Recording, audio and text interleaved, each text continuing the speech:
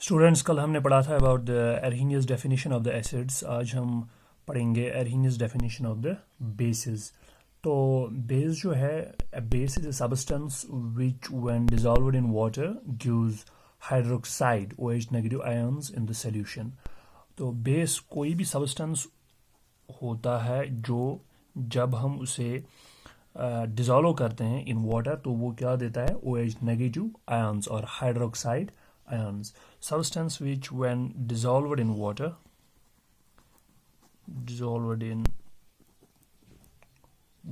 gives hydroxide OH negative ions in the solution. तो ये एरहीनियस, कल हमने एरहीनियस डेफिनेशन ऑफ एसिड्स पढ़ा था अबाउट H पॉजिटिव आयंस। आज Arrhenius definition of bases which was given by the Arrhenius in 1884। कल मैंने आपसे कहा था। तो जैसे हमने कल पढ़ा था कि एसिड्स की जो प्रॉपर्टीज़ होती हैं they are because of the H positive ions in the aqueous solution. इसी तरह से प्रॉपर्टीज़ ऑफ बेसिस जो होती हैं they are due to the hydroxide ions OH negative ions in the solution. So the properties of bases are because of OH negative ions which they give in the aqueous solution. तो जिसे हम represent करते हैं by OH negative ions. लेकिन there are some compounds like C2H5OH ethyl alcohol which contains OH group but it does not ionize in the aqueous solution to give OH negative ions। जैसा कि कल हमने पढ़ा था कि किसी भी कंपाउंड में जिसमें हाइड्रोजन होता है लेकिन ऐसा ज़रूरी नहीं है कि वो एसिड्स हों। इसी तरह से all the compounds containing OH group they are not bases। For example we have got C2H5OH ethyl alcohol। इसमें क्या है, it cannot be considered as a base। ये बेस नहीं है। क्यों नहीं है? Because it contains OH group। इसमें OH group तो है, OH group इसमें है but it is not a base। क्यों? It does not ionize in the aqueous solution। क्यों? क्योंकि it doesn't ionize in the aqueous solution to give OH negative ions। ये हमें सोल्यूशन में OH नेगेटिव आयंस नहीं देता है in the aqueous solution, so it can not be called as a base, दो कि इसमें OH ग्रुप मौजूद है। तो अब हम थोड़ा सा पढ़ेंगे अभी एग्जांपल्स के बारे में। For example we have got NaOH, it is a base. Sodium hydroxide KOH, potassium hydroxide is a base. इसी तरह से बहुत सारी बेसिस हैं। लेकिन ये जो बेसिस हैं these are you can see these are the metal hydroxides. ये मेटल हाइड्रोक्साइड्स हैं। हाइड्रोक्साइड मीन्स OH ग्रुप है इनमें, so they are metal hydroxides. लेकिन हर बार सिर्फ मेटल हाइड्रोक्साइड ही बेस नहीं होता है। कि जो मेटल ऑक्साइड्स होते हैं, अगर अब मेटल ऑक्साइड होगा they are also basic. Metal oxides they are also basic in nature.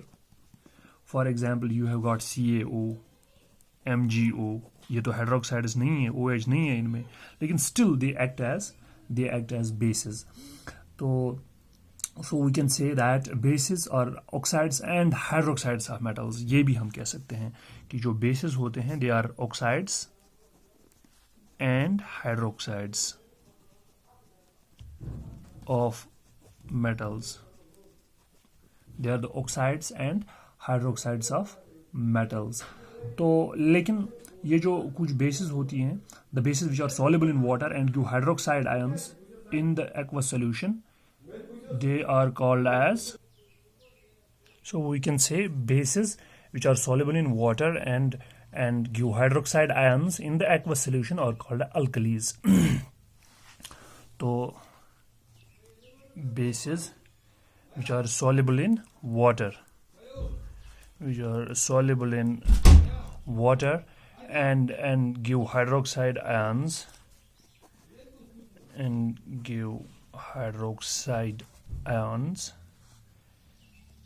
in the aqueous solution are called alkalis, तो उन्हें हम अल्कलीज कह सकते हैं।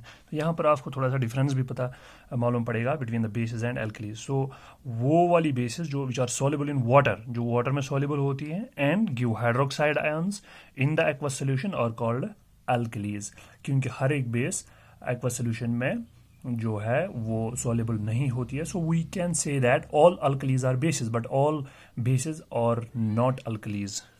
All alkalis or bases, but all the bases are not alkalis. All the bases are not alkalis. So ये भी हम कह सकते हैं।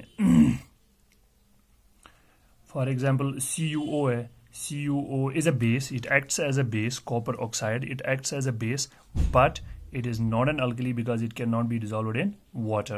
So ये इसे हम base, ये it acts as a base but it is not an alkali, not an alkali. अब हम थोड़ा सा पढ़ेंगे about the properties of the bases. इसी तरह से अगर आप देखेंगे, कल हमने पढ़ा था about the Lewis concept of acids, तो आज वो हमने कल पढ़ा था। यहाँ पे हमने लिखा था अबाउट द लेविस, पहले एसिड पढ़ा था हमने, उसके बाद लेविस एसिड्स हमने देखा था कि जीएन लेविस जो है उसने कंसेप्ट दिया था इन 1923 दैट एसिड जो होता है it is a substance that accepts a pair of electron. Similarly जो बेस होती है according to the Lewis, bases जो होते, तो सिमिलरली लेविस बेसिस जो होते हैं they are the substances which can donate a pair of electron, so they are electron pair donors. In short हम लिखेंगे electron pair donors, Lewis bases. तो अब हम थोड़ा सा इनकी प्रॉपर्टीज़ के बारे में देखेंगे, प्रॉपर्टीज़ ऑफ द बेसिस। जैसे हमने कल प्रॉपर्टीज़ ऑफ एसिड्स पढ़ा था, different properties of the acids, इसी तरह से बेसिस के बारे में। बेसिस और अगर हम देखेंगे general properties, bases are bitter in taste, they are bitter in taste, कड़वे होते हैं इन टेस्ट, तो ये हमने ऑलरेडी पढ़ा है। तो और जो बेसिस होते हैं they are slippery in touch, slippery in touch, या जिसे हम कहते हैं सोपी टच भी जिसे हम कहते हैं, जैसे सोप का टच जो स्लिपरी होता है वैसे ही बेसिस भी जनरली होते हैं, they are slippery in touch. इसी तरह से they turn red litmus blue, they turn red litmus blue. It is the opposite of acids, they turn blue litmus red, and they turn phenolphthalein solution pink. जो phenolphthalein solution होता है इसको ये pink बना देते हैं, जो कि कलरलेस होता है तो उसको पिंक बना देता है। they turn phenolphthalein solution pink. इसी तरह से they are also corrosive in nature, corrosive in nature, यानी कि अगर कभी भी हाथ पे आपके लग जाएगा बेस तो it can cause a burning sensation on your skin also, you should not touch or taste it. It also conducts the electricity, so जब भी लाइक एसिड्स, जब भी सोल्यूशन ऑफ बेसिस जो होते हैं in water they conduct electricity, solution of bases in water conduct electricity. इसी तरह से रिएक्शन विथ एसिड्स अगर हम देखेंगे, रिएक्शन विथ एसिड्स, तो रिएक्शन विथ एसिड्स जब हम देखते हैं, bases react with acids to form salts and water, जिन्हें हम न्यूट्रलाइजेशन रिएक्शंस भी कहते हैं, जो हमने एक दो बार पढ़ा है। तो न्यूट्रलाइजेशन रिएक्शंस, तो बेसिस जो हैं they react with acids, basis जब एसिड्स के साथ react, base plus acid, it gives salt and water, salt plus water, जैसा कि आपने बहुत सारी रिएक्शंस में देखा है। तो वो रिएक्शंस हमने ऑलरेडी लिखी हुई हैं। बेसिस रिएक्ट विथ, एक रिएक्शन फिर से हम यहाँ पे लिखेंगे, for example a base, common base NaOH, sodium hydroxide plus H2SO4, that is sulfuric acid, it will give sodium sulfate, and sodium sulfate is a salt, Na2SO4, it is a salt plus ये और क्या देता है, water दे देता है as a product H2O। तो ये इसे हम न्यूट्रलाइजेशन रिएक्शन भी कहते हैं। जब बेसेस रिएक्ट करते हैं with acids they give salt and water. इसी तरह से रिएक्शन विथ मेटल्स, तो वहाँ पर भी ये सॉल्ट बना देते हैं, मेटल सॉल्ट बना देते हैं and hydrogen, but that metal salt is different from the metal salt जो फॉर्म होता है by the action of acids and metals. तो इसी तरह से बेसिस जो हैं they react with non metal oxides to form salt and water. ये भी मैं यहाँ पे लिखूँगा, बेसिस जो हैं they react base plus non metal oxide gives salt and water, salt plus water। तो इट मीन्स ऑलरेडी हमने देखा है कि बेस जब रिएक्ट करती है विथ एसिड्स वहाँ पर भी सॉल्ट एंड वाटर बनता है, लेकिन यहाँ पर base and non metal oxide जब रिएक्ट करते हैं तो सॉल्ट एंड वाटर बनता है। इट मीन्स कि जो ये नॉन मेटल ऑक्साइड होता है this is acidic in nature. Non metallic oxides जो होते हैं दे आर एसिडिक, तभी बेस प्लस जो ये एसिडिक चीज़ यहाँ पे इसके साथ मिलती है which is a non metal oxide, it gives salt and water. For example एक रिएक्शन हम देखेंगे CaOH2 कैल्शियम हाइड्रोक्साइड, जिसे हम कैल्शियम हाइड्रोक्साइड CaOH2 जिसे हम लाइम वाटर भी कहते हैं, lime water plus non metal oxide एक carbon dioxide is a non metal oxide, it gives CaCO3 calcium carbonate plus H2O, and calcium carbonate is a salt. Calcium carbonate, it is a salt. Calcium carbonate is a salt and it gives water।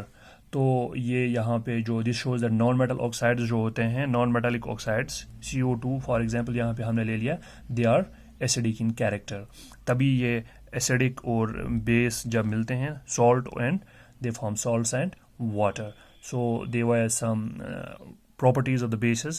तो अब हम next video में हम पढ़ेंगे about वहाँ पे हम पढ़ेंगे about the strength of acids and bases, या pH भी हम पढ़ सकते हैं।